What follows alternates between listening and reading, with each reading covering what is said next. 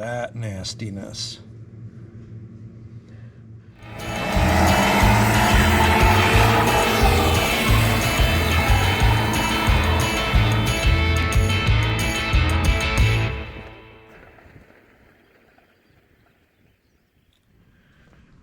Hey, welcome back to the channel. It's day 2 on the Daihatsu Hijet Minitruck. Where we are at, so we got the carburetor off last night. We got it soaking. We did not pull spark plugs yet or pull the valve cover yet. We'll try to find time to do that today.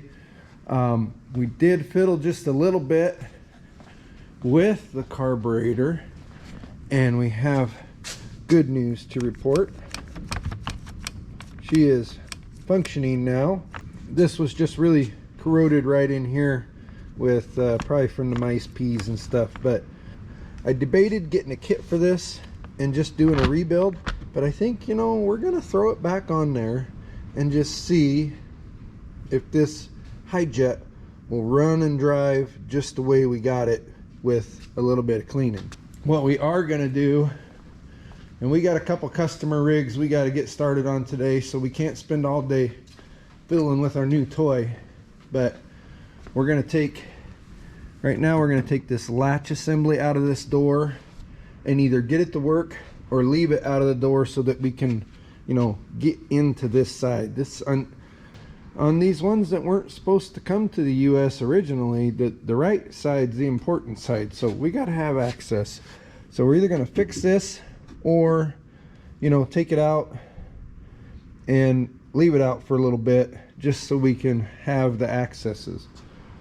So that's next. Looks like, yeah, big headed Phillips screws. We'll pop this latch out and then we will see what goes next.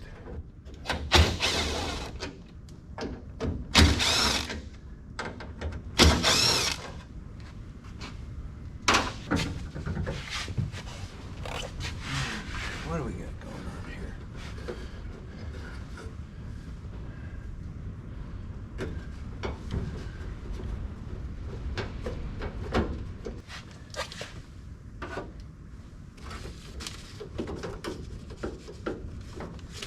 Okay, this has got to come off. It's actually got a nubbin on top of it.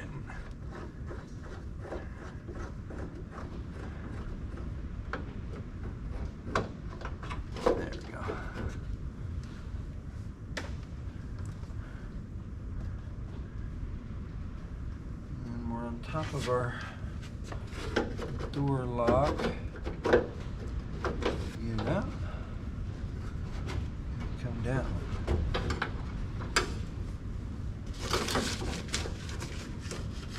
Seems like it ought to come out now. There's stuff.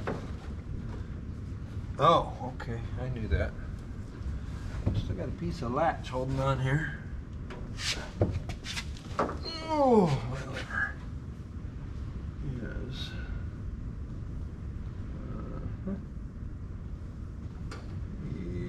Yep. Burr.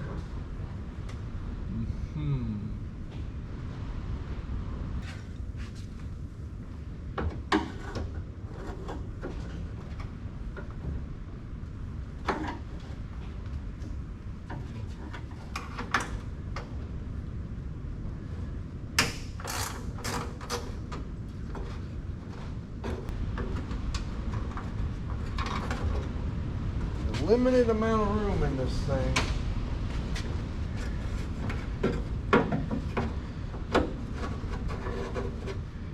Take the window track out. Now, oh, that gave us lots of room for activities. And then we need to, there's our clippy for that guy too. Let's try this. There we go. Get there. Get off there. I said, please. No, I didn't say please. There. Across There we go. Okay. Yeah, I can see what's wrong with it. It's not letting it lock.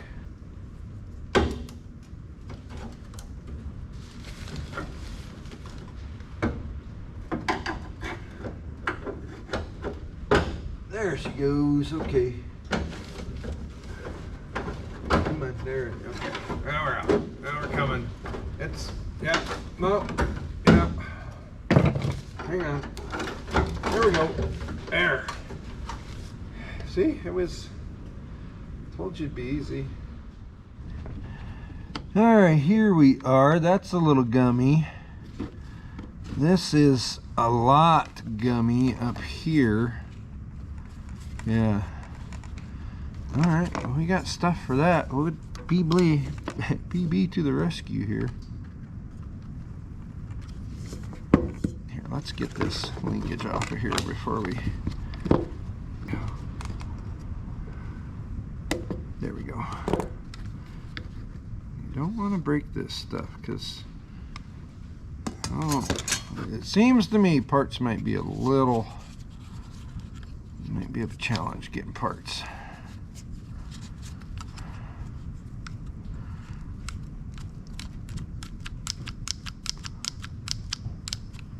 There we go. That was our culprit right there, just a little bit of gumminess. We're gonna hit all these little pivot points.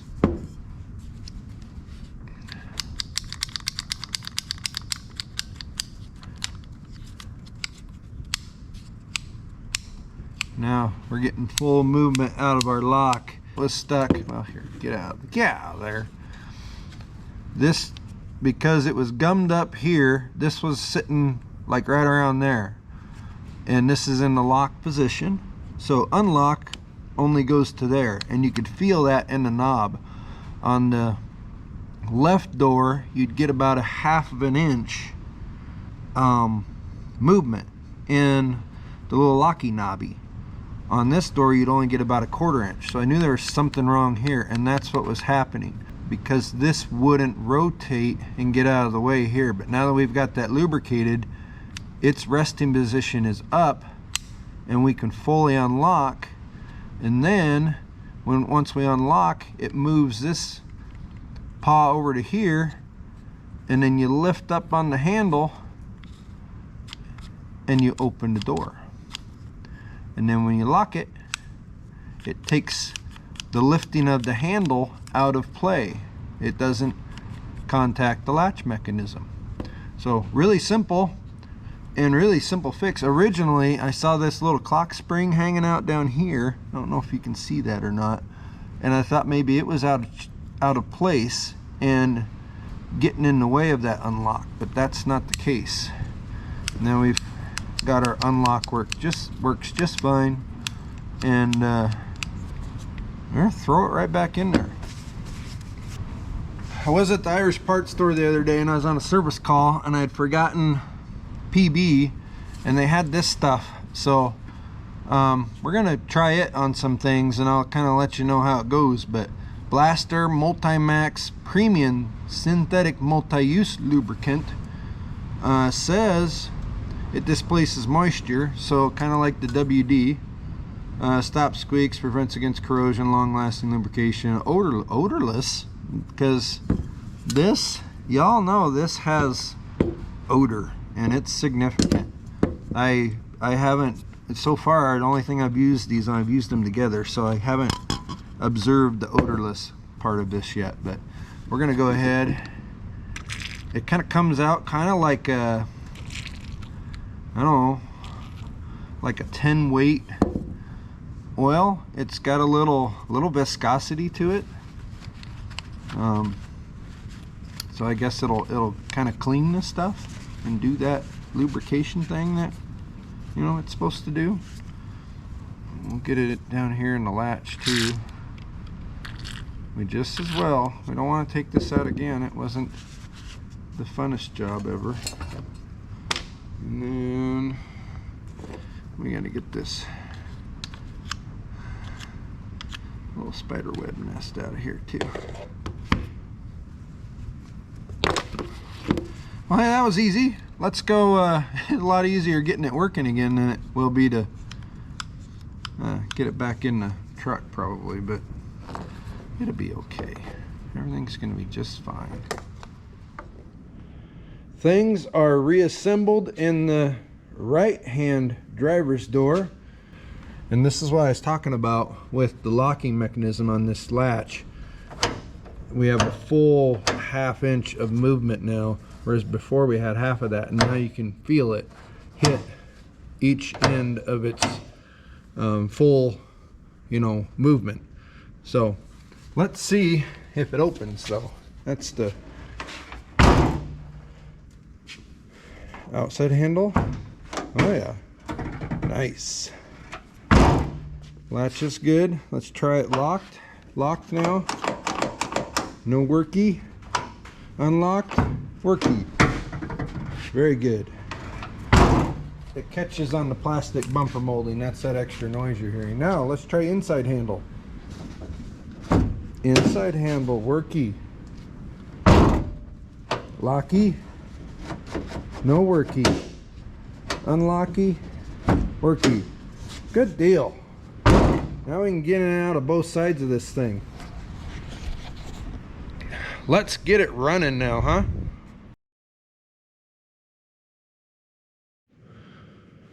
Well, the weather's changed.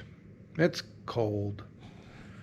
I got, coveralls and flannels and long sleeves and stocking caps. But I'm kind of a wuss with the old ears. They get cold so fast. I don't know if that's getting a little bit aged thing or what, but anyway, we're still on the Daihatsu and we've got some pretty significant updates. We got the engine free, guys and gals. 19mm crank nut. We pulled the spark makers out. And I cleaned them up on the bench wire wheel, so they're not as bad as they looked when they first came out. But a little rust on, I'm assuming number 1 is the first one. And we could get, with a wrench, there's not enough room between the electro fan, cooling fan, and the crank pulley to get a socket or a breaker bar in there. So we were doing her with a wrench. And that was about as good as we get. And we get literally 7/8 of a turn, and then we were hitting a ridge. Man, it was solid. It was solid. It was solid. We took the plugs out. We sprayed PB through the spark plug hole, and then we also dripped and squirted a little bit of transmission fluid on this intake. The runners are just short enough and you can't see it really well, but here's where the carb attaches. There's a runner goes here, here, and here. And you can get a little plastic tube to go down each one of those. So we put a little transmission fluid down into each cylinder through those intake runners. And then we continued to work it back and forth and back and forth. And here's kind of a rule of the thumbs for, breaking one of these free. If when you get to that hard spot, you don't hear a clunk or a clink that sounds like interference of two metal parts, like a stuck valve or some other broken piece in the bottom end that's not letting the rotating assembly rotate. If all you're feeling is a really significant stop, but you don't hear any metal to metal noise with it, keep working at it. That's what we had with the 427, and that's what we have with this. The 427, we were able to, and go back and look at that video up here if you haven't already. We put a lot of effort and leverage into breaking that one free, and that's going to be a project for down the road. But this guy, we kept hitting against that ridge. Finally, we cleared it one time, and we went around maybe 3 or 4 more times, and now you can't even tell that you hit it, except for we got a red mark on the pulley. So it seems like it's going to clean up really well, but we won't know until we actually spin it over and actually get some fire in this beast. So that was kind of the last step to see, you know, is this crankable or not? We're ready. We do have over here carburetor on the carburetor mat is loosened up. Again, we did not put a kit in it. Well, we do have to spray it off a little bit though. We'll do that quick. But it's happy doing carburetor things. We're gonna put it on, and while we're putting that on, this isn't gonna work, but we're gonna take this ratty old battery out of here, throw it on the charger on the highest setting we can possibly get, and see if it won't pick up a few voltages. If not, we've got other batteries, but while that's charging, we're going to put the carburetor on, check a couple other things. I still haven't found the oil filter. I'm sure it has one, but the oil's clean. It's got coolant. Yeah, we'll get a carburetor on this, and we're going to spin it and see if this thing, you know, won't try to start or run or maybe even drive after who knows how long sitting in somebody's scrap pile.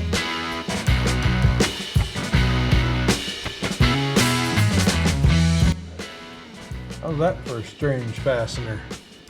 That's the nut for the stud at the bottom of the carburetor. And it's super long because it's got to reach all the way back out here where you can get to the darn thing.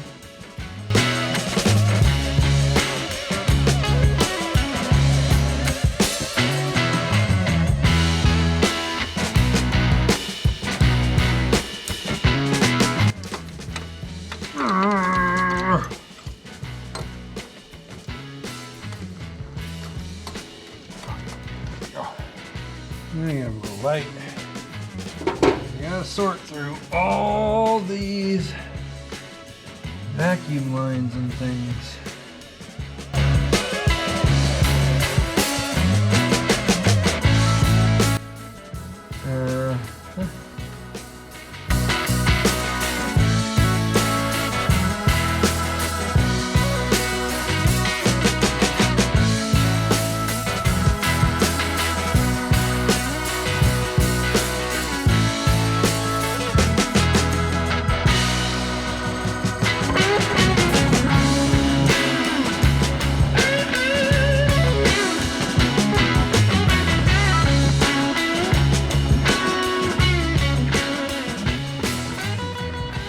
New viewing angle.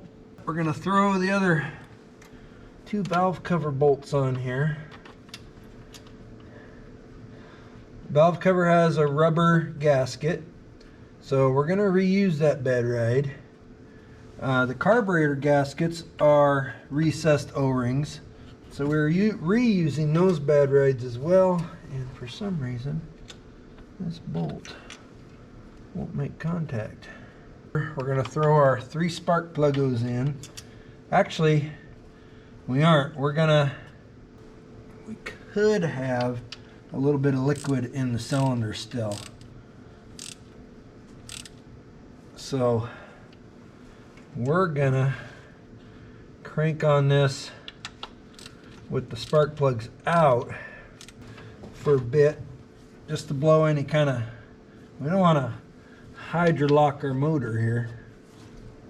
So we've got valve cover also tightened down.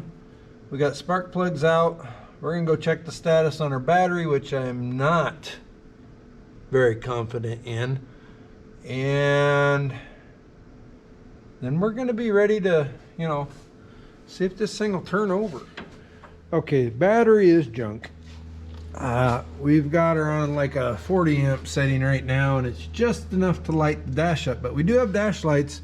We've disconnected, and this is a really ratty piece of fuel hose.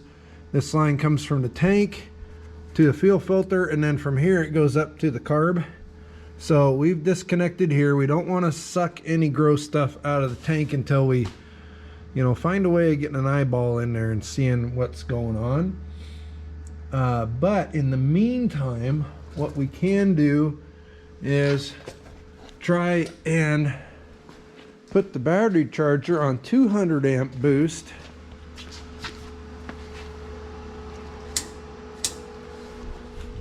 And see if this thing will crank. Look at you here.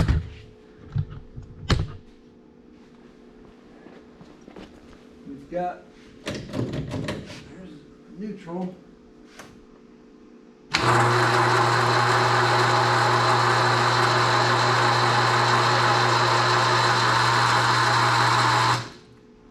She's spinning right over you guys.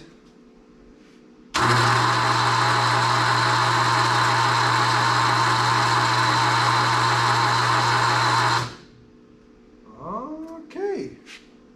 No funny sounds. Turns over. Here, I'll show you. Look in from this way.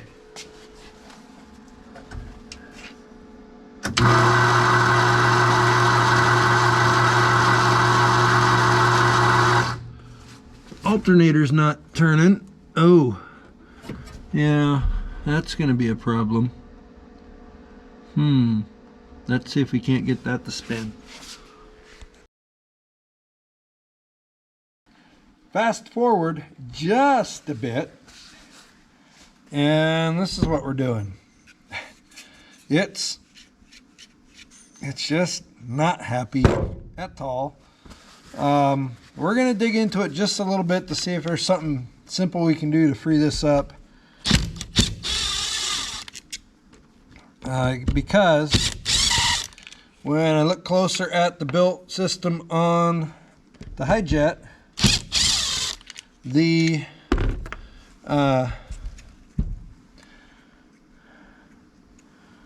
alternator belt also turns the water pump. So we've got our rescue can down here with a fuel filter here, and then we cranked on it some more, but it wouldn't fire without any kind of prime, so we had to push a little bit of air into the rescue can just to help get fuel up to the carburetor. And then we cranked on it some more, and now we've got fuel pumpage at the carburetor. So now if we crank it again, we should start to fill that bowl with decentish gas, whatever's in the rescue can anyway. And then, you know, let's, fingers crossed, she might start and run here a little bit. Here we go.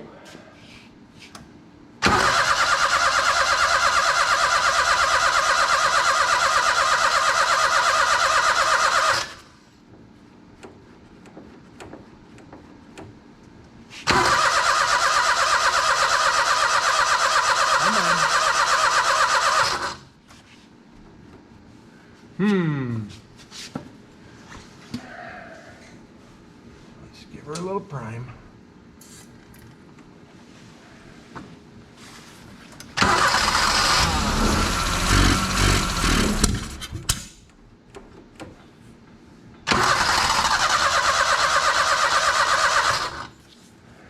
give her a little more prime.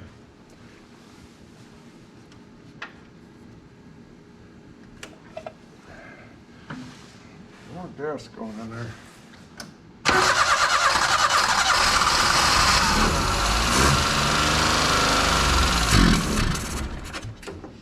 Well, she's a good runner. We just got to get fuel through that carburetor, guys. Now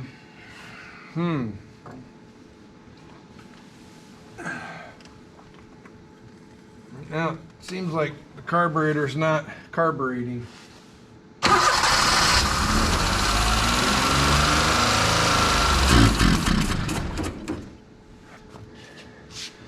We'll give her one more prime. I think we're gonna pull the carb.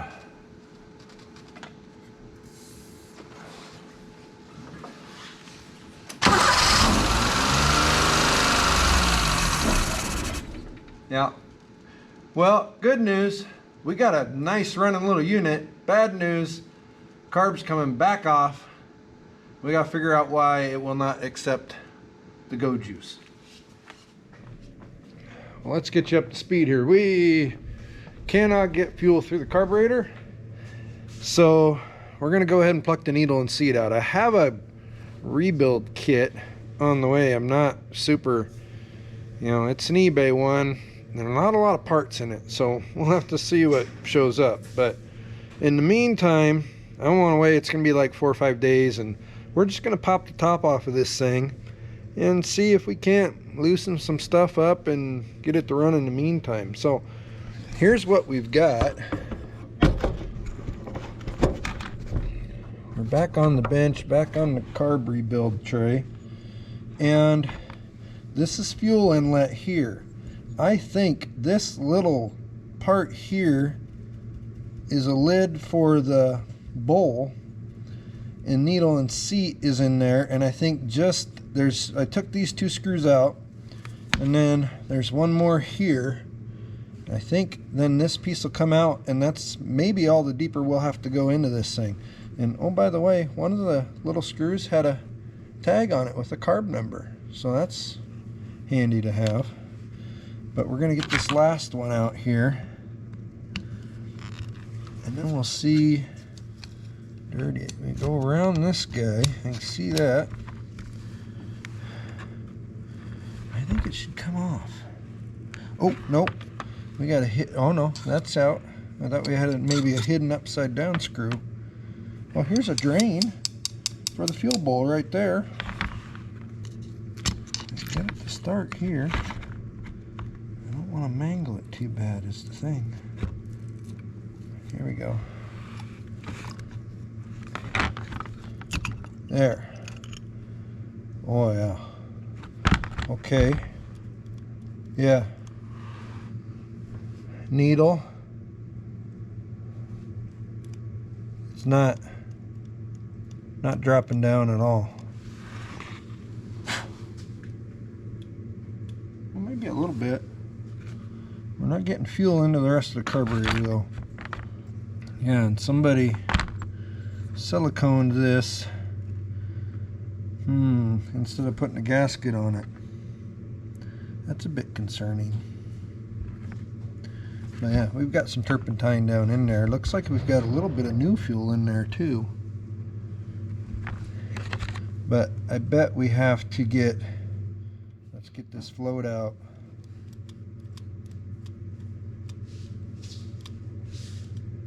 And then we'll get this needle and seat working a little better, because it ain't happy right now. Oh yeah, that's all old stuff. Just a tickle of water in there, it looks like. Look how yellow that is. Varnish everywhere. How do you... Oh, okay. So in order to get the jet out of the bottom, you have to release the drain plug. Go through there maybe? Yeah, so I doubt you'll be able to see down in there, but you have to go in through the drain hole to get the main jet. And it's gooey already, I can tell. There we go. There that is. And when I hold it up to the light, there's a little bit of light comes through. Not much. That's better, just blowing it out. And then I've also got this guy here that we can pop out.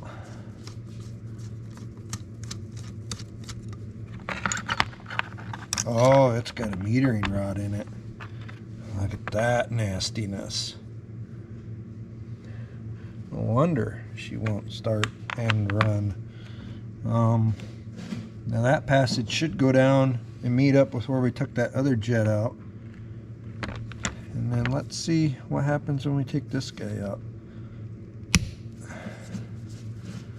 What's he got going on? Oh, there's another little something down in there. See that? So we'll get a smaller screwdriver.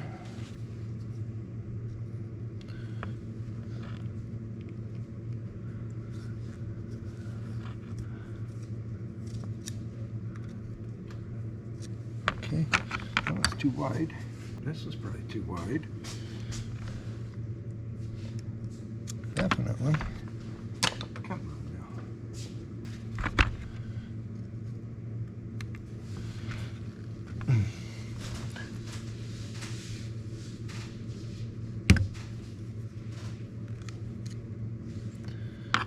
I didn't like that. I don't think we will succeed in getting that one out. We're going to stop messing with it until we have to. Hey, where's our top cover here? We got a pin that has to come out this way because this screw's seized. So deal with that too. We cleaned up the best we could. All of our jets, our oh gosh darn it, the fuel inlet, the needle and seat, the jet that we pulled out of the bottom of the bowl, and then this main jet that goes down and kind of connects that passage and lets fuel go into the throat of the carburetor. Got that done, and then we came across some Permatex Moto Seal fuel resistant gasket maker. So using our little screwdriver here, we carefully put a bead, really thin bead, all around this where there should be an O-ring or a gasket there, and we're gonna try to reassemble just like the last people did. Here's our needle and seat. It's moving real nicely now. Float seems to be in good shape. So we're going to drop this guy right back in here and see what goes.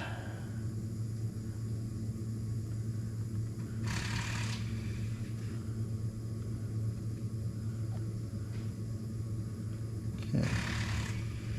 Should be good there.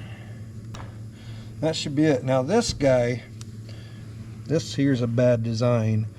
This is some sort of a throttle stop, but it's a metal screw and it goes through this pot metal section here that's a good, at least a ½ inch thick, probably close to 5/8 or almost 3/4, and it's froze.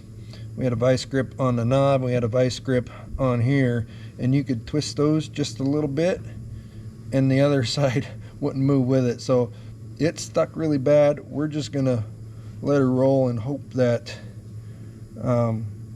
we don't need to adjust on that once we get her running. Alright, back to the Daihatsu. Okay, our rebuilt carburetor installed back on the engine.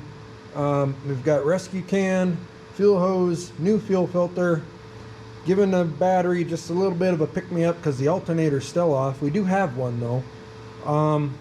Let's see if we can get it to pull some fuel and run for a little bit, and just in case we're going to have a little bit of Berryman's that we can drip feed into there.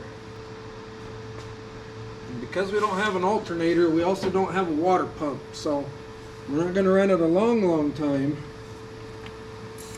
But it'd be cool if it'd idle a little bit, or just run anyway.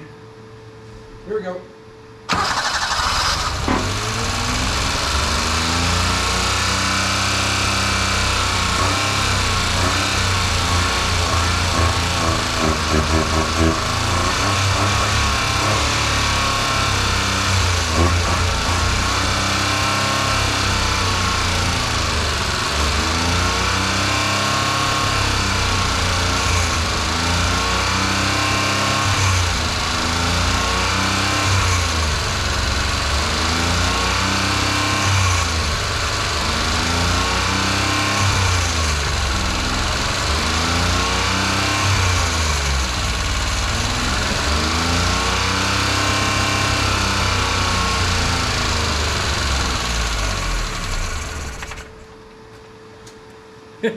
Okay, so it won't idle.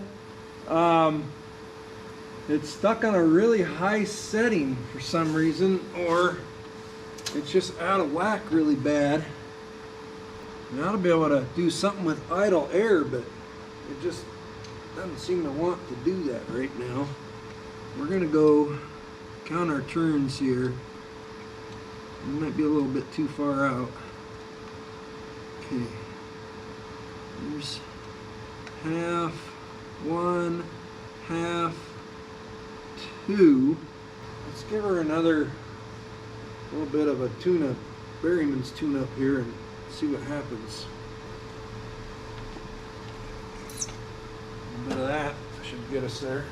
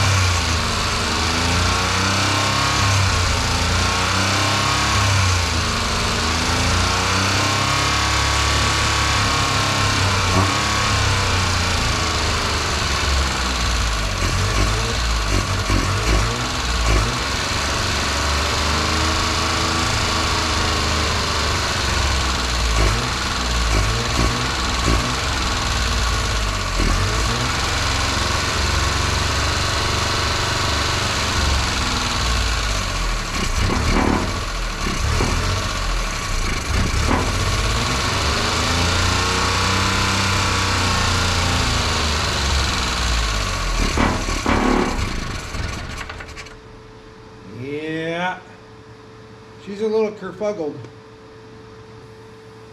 We're going to toss the alternator on it so it'll charge on its own. And then, yeah, we're going to have to do some more work on the carb. That's all there is to it. It's going to have to come back off, and we're going to have to really get it apart and just see what's going on. Accelerator pump, probably something I should have looked at last time. It runs and it pulls gas, so fuel pump's good. We might start taking a look at that fuel tank and see how bad that is.